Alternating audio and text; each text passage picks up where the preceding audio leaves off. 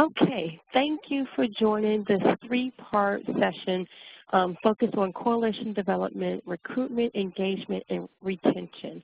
And for the last webinar in Ask the Expert, we've had our guest speaker, Dr. Fran Butterfoss, who shared with us various techniques to once again engage our coalition. So this here is really an open peer call where you can ask our speakers some questions about the work that she's done and just general questions that you may have, as well as it relates to coalition development. If you have questions about her content that she provided during the webinar and Ask the Expert, this is the perfect opportunity. And if you have just general questions that you would like to ask our guest speaker, this is the time.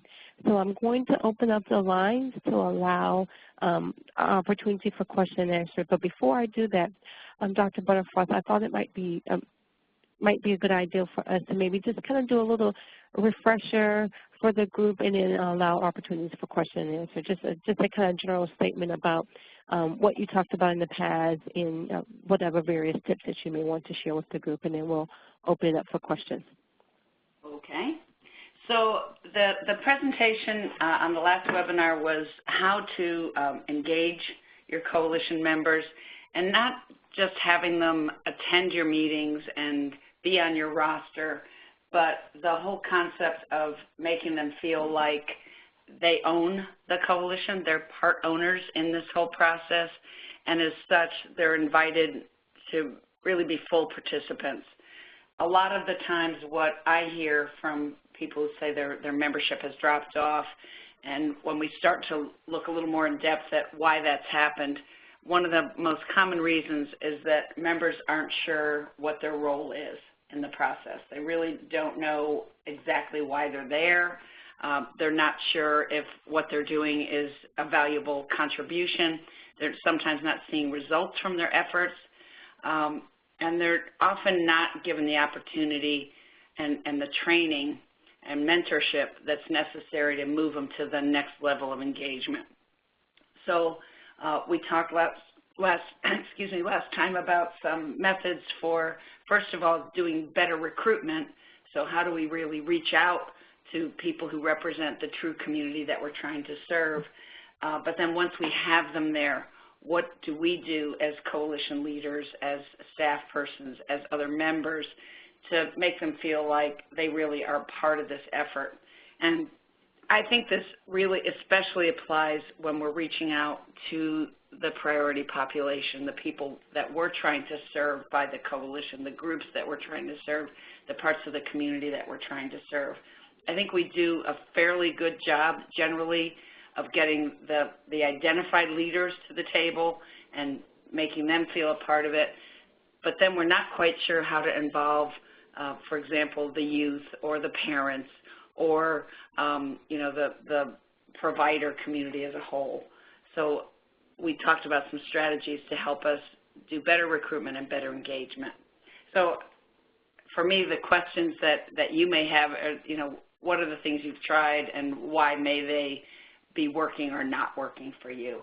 And maybe we can have some discussion about some practices that you've used in your own coalitions that you'd like to share with the other participants, but even beyond that, some questions that you have about why what you're doing isn't working. Is that good, Nicolette? Yes, that's great. I didn't want to read the whole thing, but yeah. So if there's any participants who have any questions, I ask that you type that in, or I can, if you raise your hand, or I can identify you and then I can unmute you and you can ask your question. So I recognize that it's been a week since we had this topic discussion. So I know oftentimes you kind of alluded to some of the cornerstones of challenges that coalitions have when they're either getting started or they've been around for a while. And you talked about this key piece about, when you invite people, making sure that they have a role. Can you talk a little bit more about the significance of, being intentional about who you invite to the table and why you're inviting them to the table? Yeah, I think sometimes we just feel like we're, filling in the boxes, and I think part of that is because that's how we started doing community collaboration work in public health. And actually in some sectors, and even sometimes in projects that are CDC funded, for example, there's this notion that we need to have 12 members, and they're representing one from each of these 12 sectors, and they're coming to the table. And I think while that's one way to start thinking of the diversity of the group, I think it can also put you in a little bit of a tight box there. So I would say what I would like to see people do is really look at, as we discussed on the webinar, what are the main sectors that really would have an interest in this issue that you're focusing on. So if you're focusing on, healthy eating, active living, it would be folks who represented the parks and recreation kind of element. It would be folks representing food sources, grocery stores, farmers markets, those kinds of things, CSAs. If you're maybe bringing in the faith community because they certainly serve a lot of meals to their congregation and perhaps have some outreach work that involves food as well, and so on and so forth. So you're really thinking for this particular issue, for the mission that we have and the specific goals that we have, who are the groups that we really want to make sure are included in this coalition. And once you've done that and started to identify the possible organizations, then to really make those intentional, orchestrated visits to those organizations, on their home turf, and asking them, okay, this is what we're thinking about. This is a role we think your organization could fill with our coalition. This is what we think the benefit would be for us, and perhaps here are some of the ideas that it might benefit you, and then to have that really back and forth dialogue. So by the time that person comes to the table, it's pretty clear to them why they're coming, what you need, and you've really reached out to this broad sector of the community. So that's kind of that intentionality in recruiting. But I think the role part is making sure that if you think about what are all the roles you need fulfilled in the coalition, you want people who are going to help you recruit other members. So maybe those folks who really have their ear to the ground, they're really at the nexus of where that community is, both in its strengths and its challenges, and making sure that you've got some folks that really are representative of the community you're working with. So they might do some recruiting for you. You're certainly looking for people, as I might have mentioned in the past, but if I didn't, I'll hone it in again. You're looking for people who can be ambassadors for the coalition. So they see themselves, they see this as kind of their one of their missions in life is to be involved in this kind of collaboration, and they're really willing to go the extra mile to reach out to people and to talk about the coalition in the other parts of their life.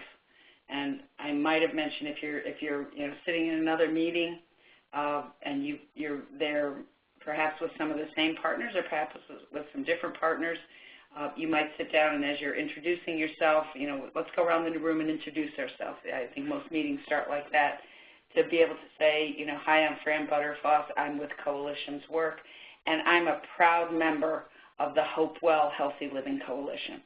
So you've kind of opened the door for people to say, what's that? Why would she say that? What is it about this thing?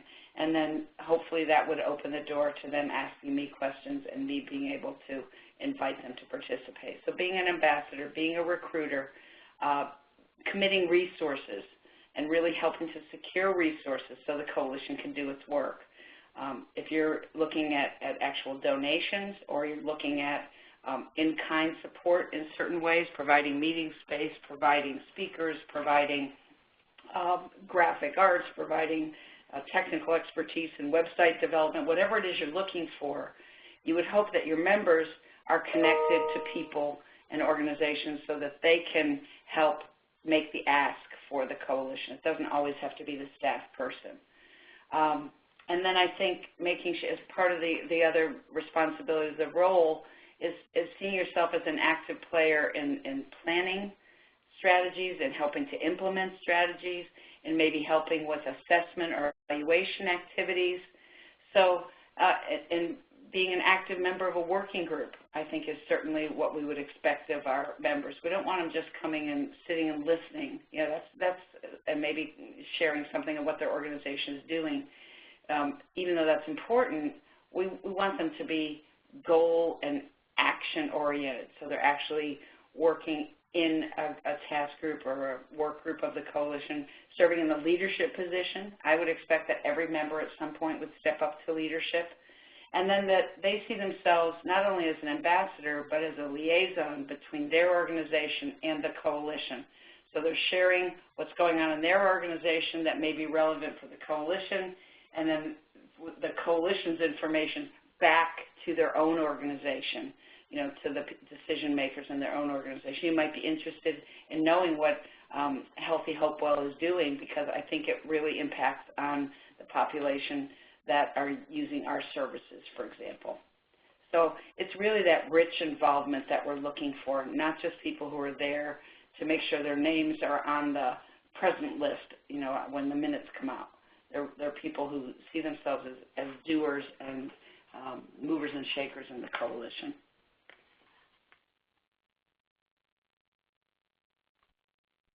Okay.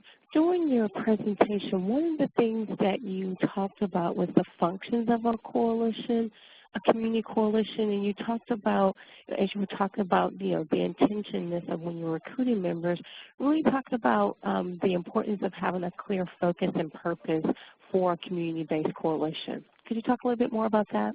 Oh, absolutely. You know, I think a lot of times people are, maybe they're a little clearer about it when they start a coalition, but as time goes on, it may get, as you bring in people that have their own goals and their own wishes and desires for where the coalition should go, it can sometimes get a little watered down about what exactly the vision and mission of that coalition is. So we talked about sort of three things, the vision, the mission, and the goals of a coalition. And to me, those are three very separate things, but very vital parts of the coalition. So the vision then is that broad, grand desire for where this coalition is going in the future. And it doesn't necessarily have to be totally realistic. It's a little bit bold of a statement. In the best of all possible worlds, in an ideal world, this is what we'd like to see in our community. We want to make sure that everyone in our community is leading a healthy, productive life, or a high quality of life. That might be an example of a vision statement. Again, it's not a statement that you would necessarily put out in the newspapers, but it's one that is the foundation for what you're doing. This is the, you know, in French they say raison d'etre. This is the reason for being. This is why we're here. We're here because we want to see that every, you know, child is, you know, born healthy and goes to school ready to learn. We want to see that every school-aged child is, you know, engaged in physical activity to develop healthy bodies. Whatever it is, it's a very, very broad statement. When you get to the mission statement, that says, here's what our coalition is going to do to help us, you know, strive to reach that vision. Here's what we're actually going to do. And so thinking, you know, just one sentence, I say, you can say it in a breath, it's one sentence. You know, our coalition is focused on, you know, educating and supporting parents to provide healthy physical environments for their children, or whatever it is. What is your primary mission, your reason for existing? And again, every single person in the coalition should know that. It should be on every piece of correspondence that goes out. And if anyone was asked, you know, it's kind of we talk about having an elevator speech. It is your elevator speech. So anytime you're in a public setting or meeting with a key leader and they ask you, so tell me about this Healthy Hopewell, what does that mean? And you can say, oh, we're a group of partners who come together to, and then you've got it very clear what you're going to do. And then the goals, though, is where you start to drill down a little deeper and get a little more specific. What are the 3 or 4 things you're going to be concentrating on? And you're starting now to look at measurement. so we're trying to increase, we're trying to decrease. Again, it's not totally specific. When we get down to the actual strategies, that's where we'll start getting into measuring specific objectives. But I think you've got to start from kind of that broad picture and then work your way down. I don't think coalitions need to have, 5 goals and 15 sub-goals and objectives under those and 10 strategies under each objective. I think we have to be realistic that these are voluntary organizations, that your members in the coalition have other jobs usually. And so, what's realistic for the coalition to accomplish, and then putting that in an action plan that is doable in the course of a year, and into a strategic plan that looks 3 years out, what can we accomplish? Is that what you're getting at, Nicolette? Yes, which kind of leads me into my next question, questions in regards to what you said. You alluded to about that whole notion of being clear about your purpose. If you would be willing to talk a little bit more, and you've talked a little bit about it, about that whole, the focus of that community engagement and really having that working collaboratively, if I can talk today, together, how important that is to have that shared mission and you're working collaboratively together based on whatever the overall initiative is or focus is for that group. Can you talk a little bit about that? I'm not sure I understand the question. I'll give it an attempt and then come back and ask. My sense is a lot of times what we do in coalitions is we sit down, we write a grant, or we respond to an RFA for a cooperative agreement, and we come up with a whole set of a really fairly clear plan of what we want to do. And then we, lo and behold, we get the grant.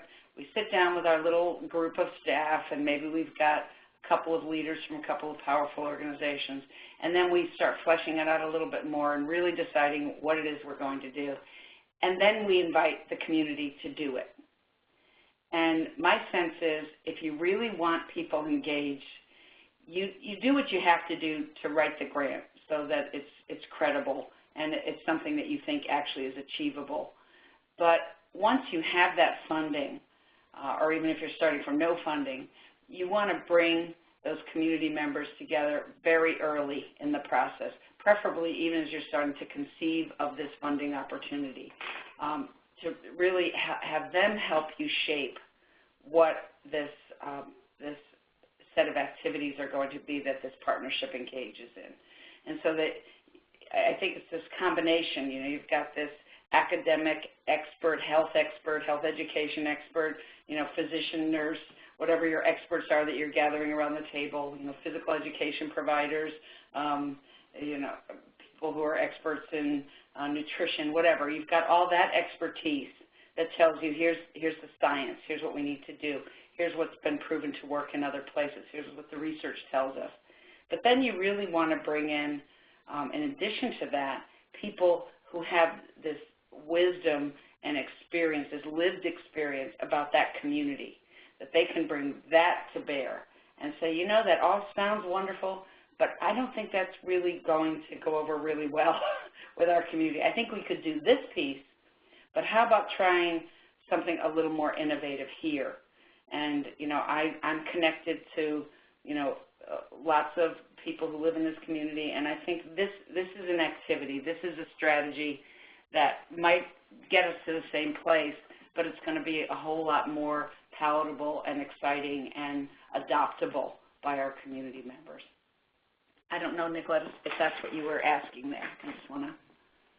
Let's get into it. So one of the questions that we received was talking about you acknowledged the fact that engaging coalition members is a challenging factor, and deciding when to involve and engage other members is key.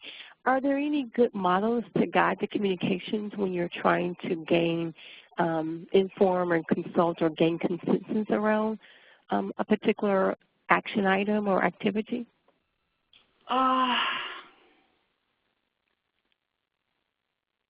In other words, to bring people into the process, or like consensus building activities, is that what you're talking about? Yes, or even some major decision. Yeah, what I like as far as kind of your information gathering place is I really like doing a very well facilitated community dialogue, and I hesitate to use the word town hall meeting because it's kind of gotten a bad name politically over the past couple of elections, but a time when you can bring, small groups.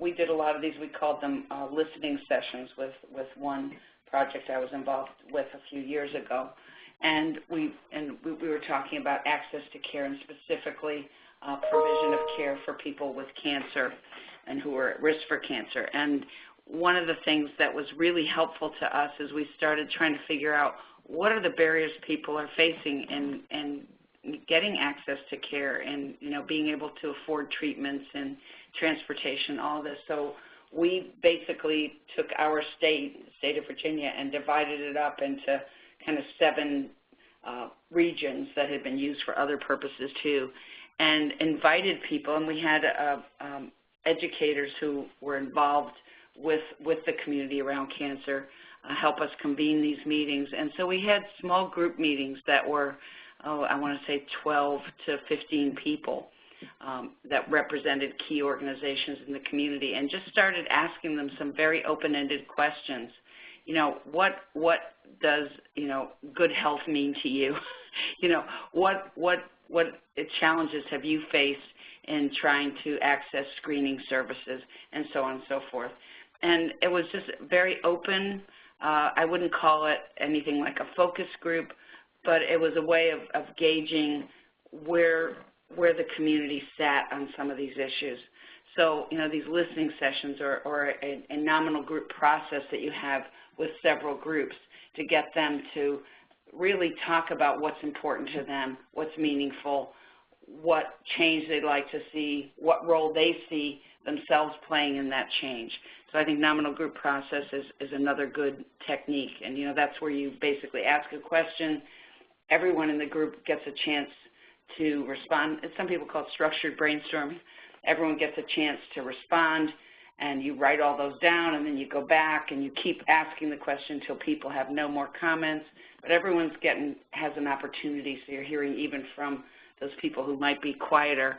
And then you look at all your responses and then try to narrow them down to categories, and people have to agree to maybe combine things into combine the responses into some more smaller categories, and you start to paint a picture of whatever the health issue is that you're focusing on.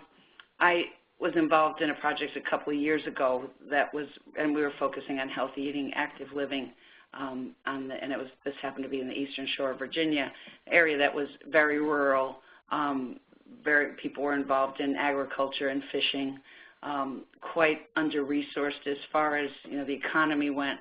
But what we did in that group, we were really trying to look at this whole idea of what does health mean, what does it, how does it play out in real life, and why is it so important that we start thinking about things like causes of disease and a prevention focus.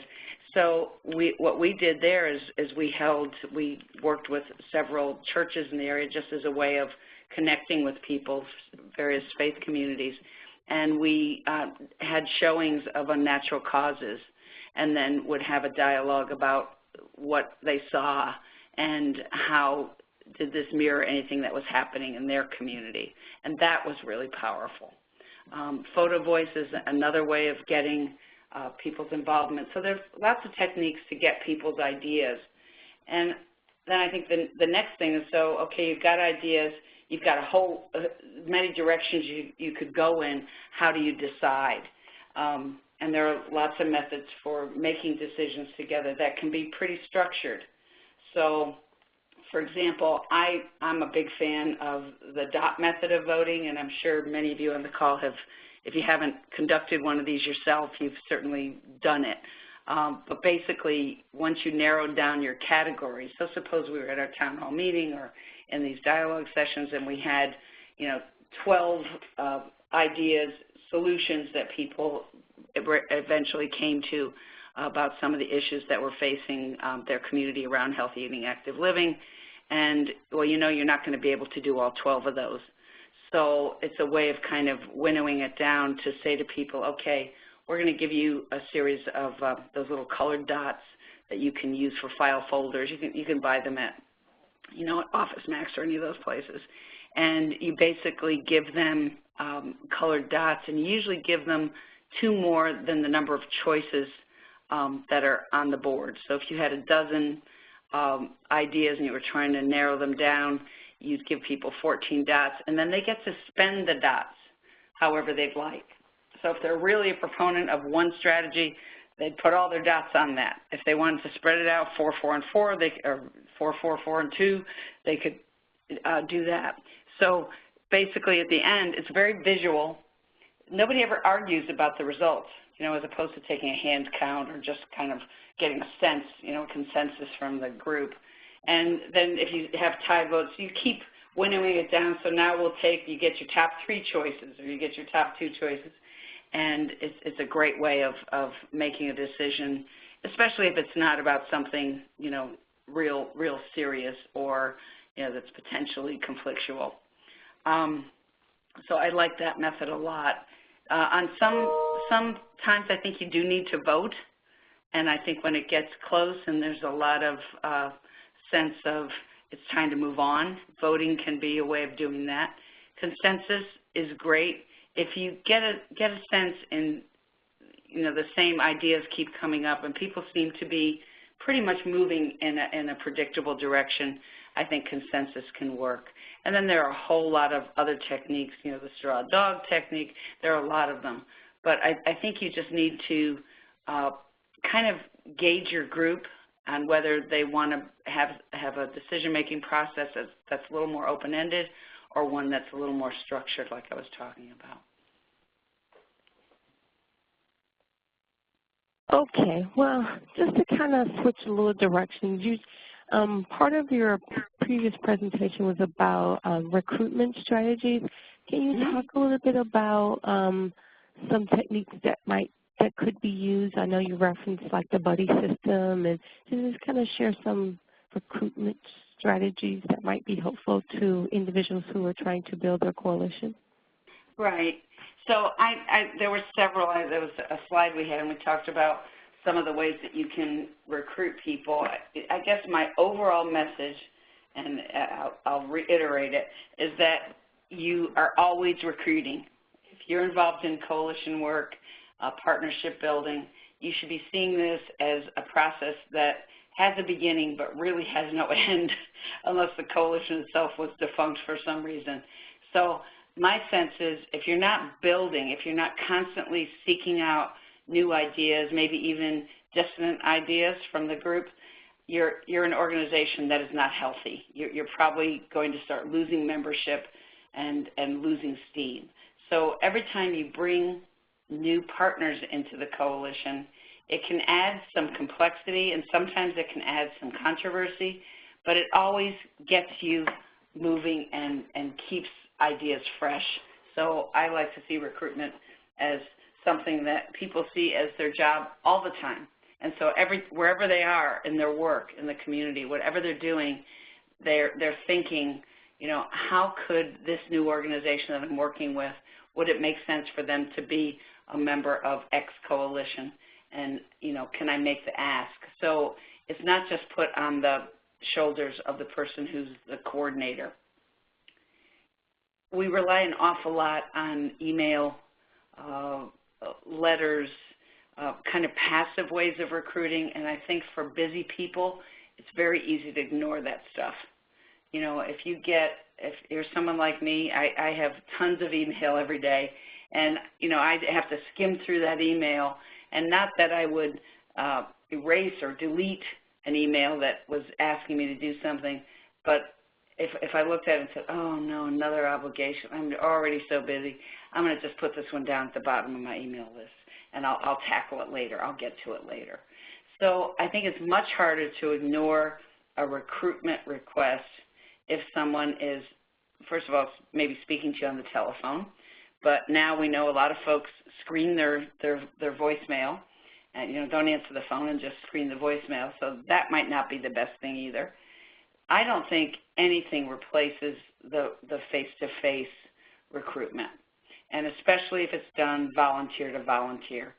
It is very hard, in my mind. Now, this is my personal experience. It may be different from some of you on the call, but when a volunteer comes to me, and especially if it's someone I know personally, and asks me, could I help do X, it's a lot harder to turn them down than it is to just click and skip over the email.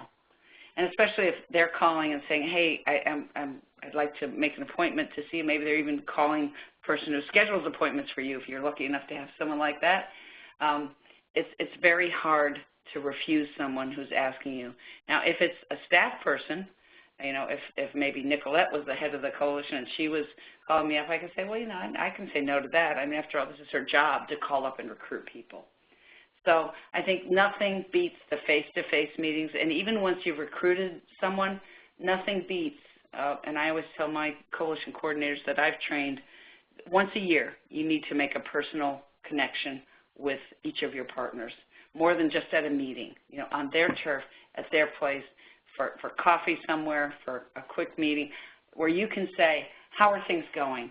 Are we doing a good job? Do you feel involved? Do you feel connected? So there's this kind of checkout point every year to see how the relationship is moving along. I talked about connecting with other organizations, which is key. So a lot of times the way I've recruited coalition members is they happen to be working with me on another project or in another coalition, or some way that I'm connecting with them outside of the coalition meeting.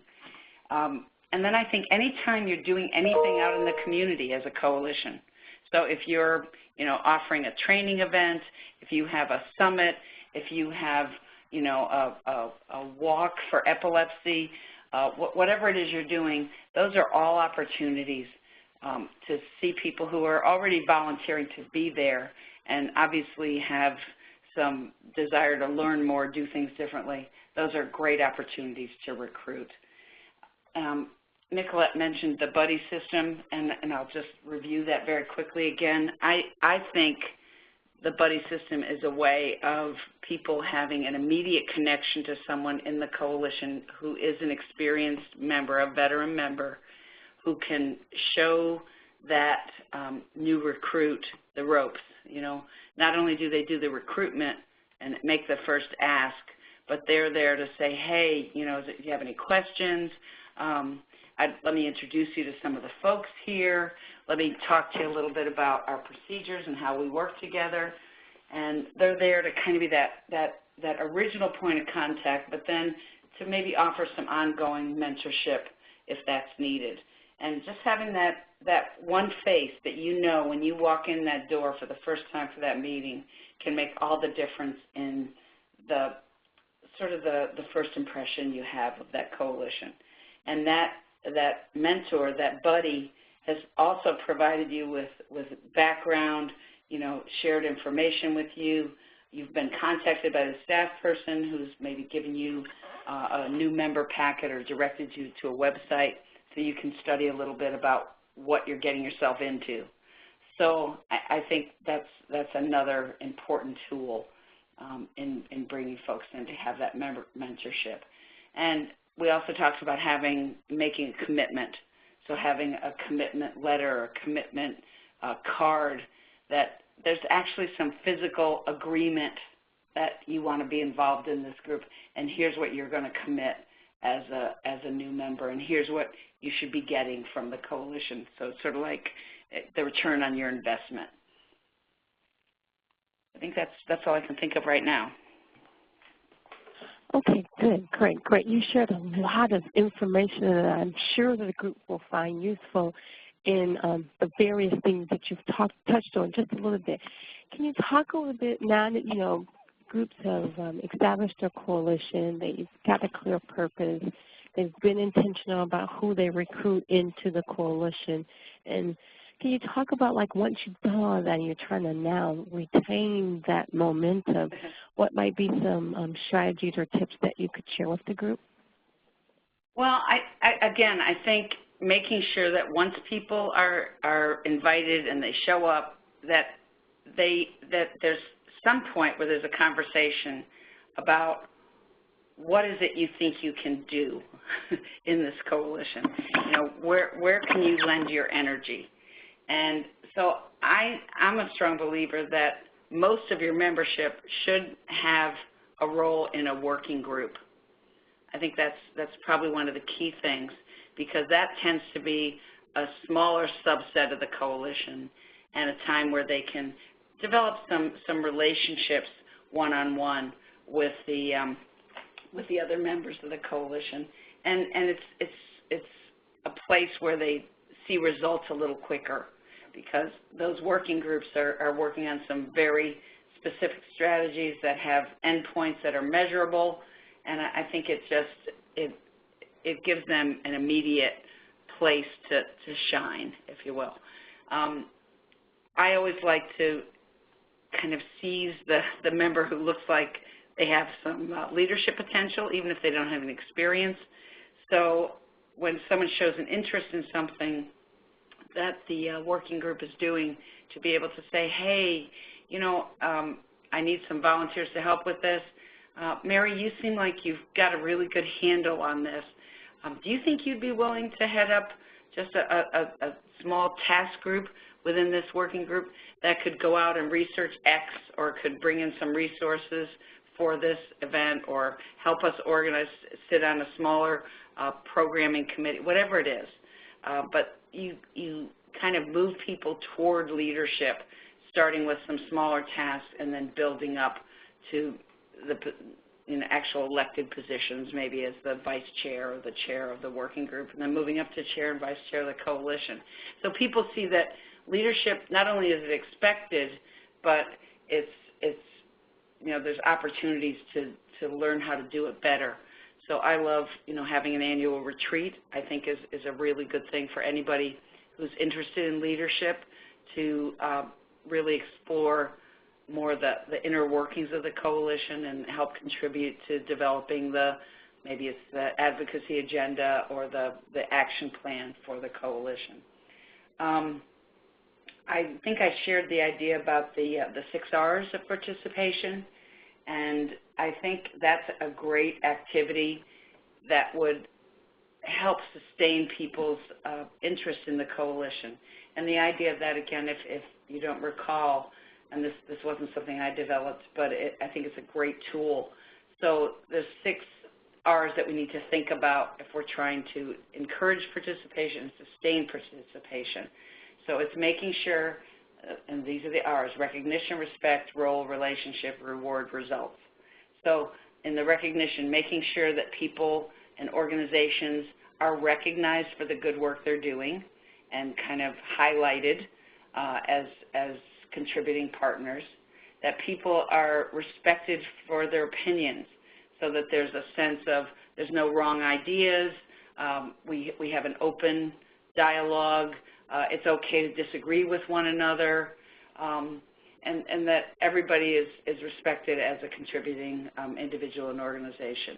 We talked about role already, so making sure people, you know, have a role to play in the coalition.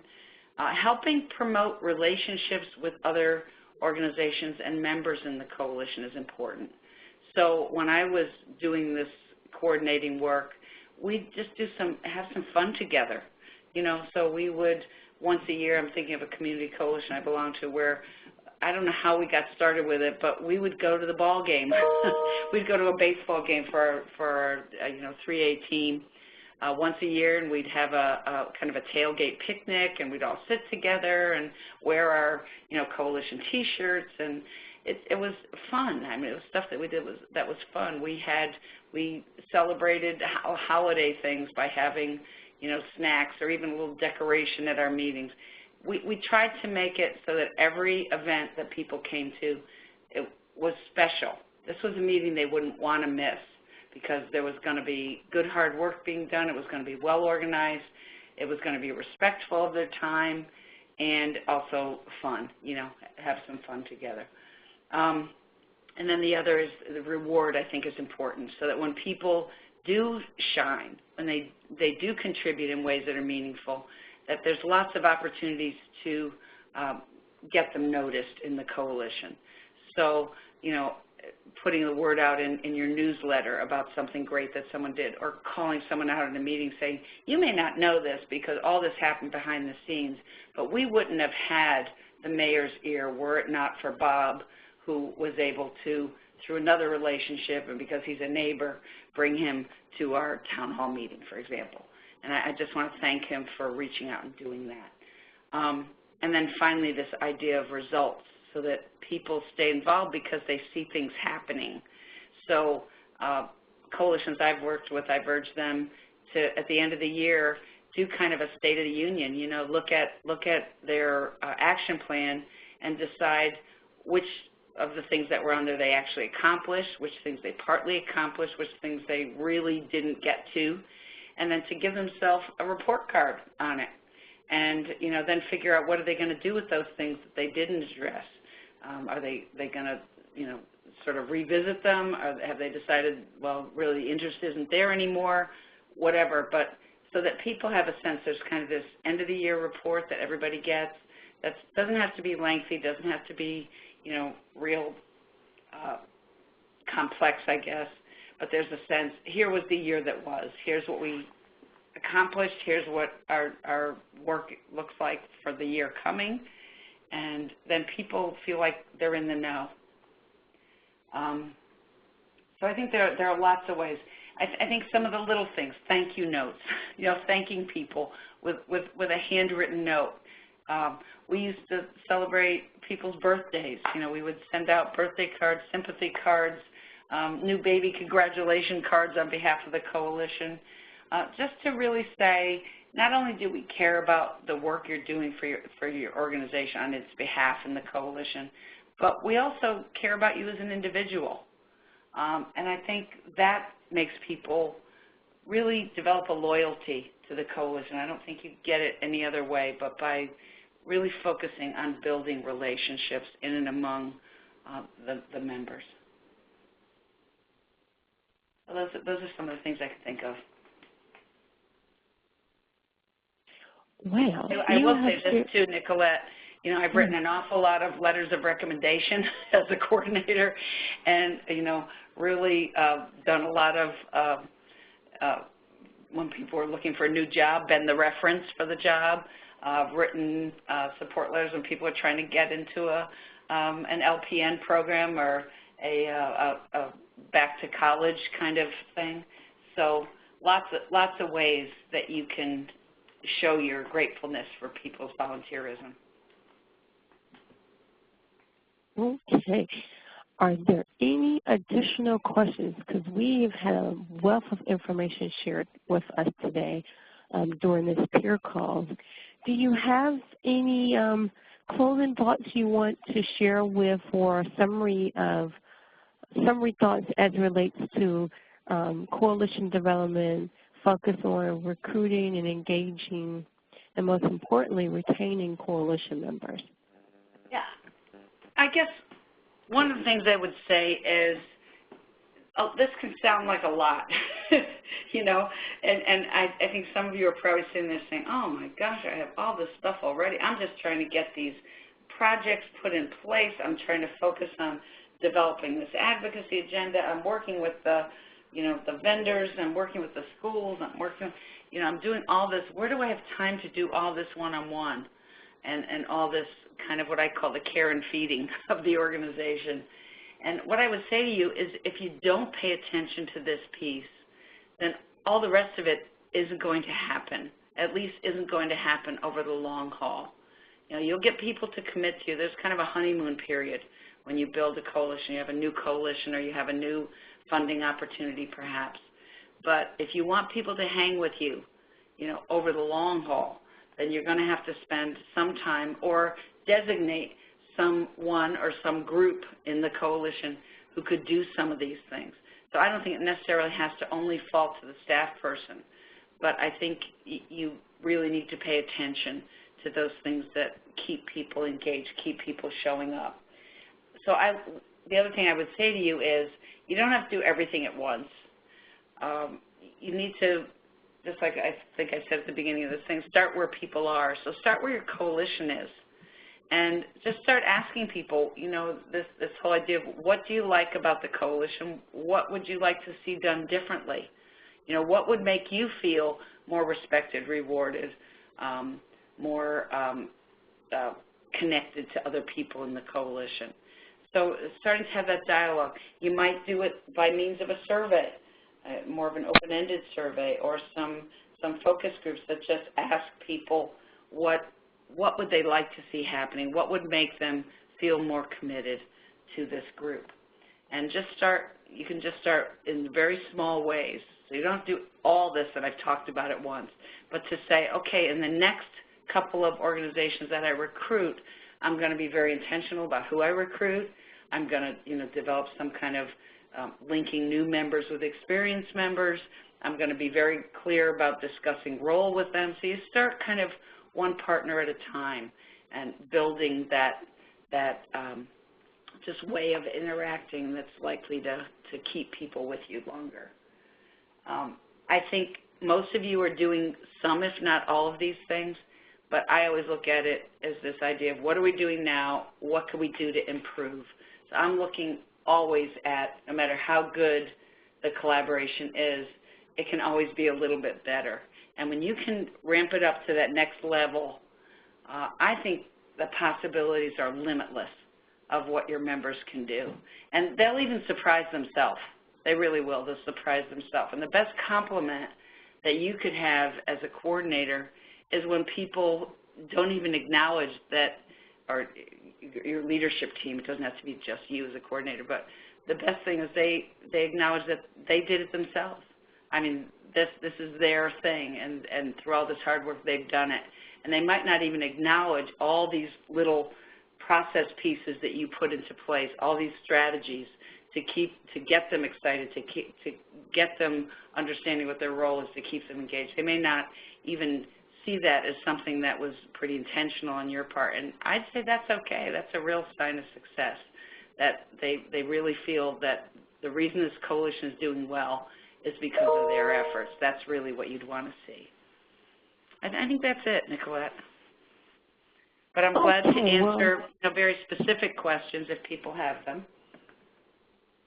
Well, I want to say on behalf of the National Implementation and Dissemination Project for Chronic Disease Prevention that we are very thankful to have you as a guest speaker, and we look forward to our continual participation and interactions with you in future endeavors throughout next year in trying to provide some type of technical support to the debt recipients that are funded through this project. So without further ado, and if there's no additional questions, we want to say, once again, thank you so much for taking time out of your busy schedule to be a part of this presentation. And like I said, I'd love to hear one-on-one what people think. Can I ask one question, Nicolette? Sure. Is there a third part to this? Or this is it for this topic, right? This is, well, for this series of this topic, this is it. Right. But I trust and believe we do plan to have a continued discussion about coalition development. So this is kind of the beginning, and we anticipate in next year, at the beginning of next year or sometime next year, there will be some additional conversations about this. Sounds great. Great. Thank you so much. Right. And this will adjourn our peer call. Bye now. Thanks again. Bye-bye.